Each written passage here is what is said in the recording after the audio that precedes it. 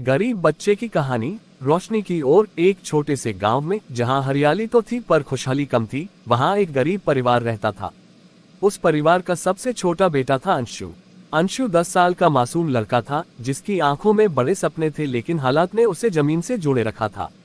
अंशु का परिवार बेहद गरीब था। उसके पिता खेतों में मजदूरी करते और माँ दूसरों के घरों में बर्तन धोती। कई बार खाने के लिए 2 वक्त की रोटी जुटाना भी मुश्किल हो जाता। अंशु का स्कूल जाना एक सपना था, क्योंकि उसके पास स्कूल की फीस भरने और किताबें खरीदने के पैसे नहीं थे। संघर्ष की शुरुआत। अंशु दिन भर अपने पिता के साथ खेतों में काम करता और जब भी वक्त मिलता गांव के सरकारी स्कूल के बाहर खिड़की से झांककर बच्चों को पढ़ते हुए देखता। उसकी आंखों में चमक आ जाती जब वह देखता कि बच्चे किताबों में नई नई बातें सीख रहे हैं। एक दिन उसने ठान लिया कि वह भी पढ़ेगा और कुछ बड़ा करेगा। मददगार दोस्त। एक दिन स्कूल के अध्यापक रमेश सर ने अंशु को खिड़की के पास खड़े देखा। उन्होंने उसे अंदर बुलाया और पूछा, तुम यहाँ रोज क्यों आते हो?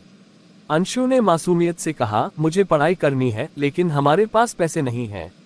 रमेश सर उसकी बात सुनकर भावुक हो गए। उन्होंने अंशु को वादा किया कि वे उसकी पढ़ाई का खर्च उठाएंगे।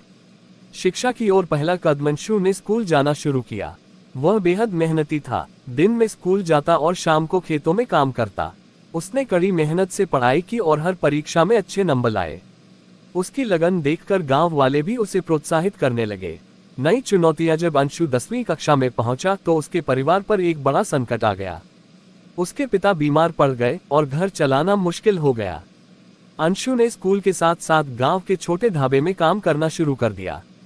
वह दिन भर काम करता और रात को पढ़ाए।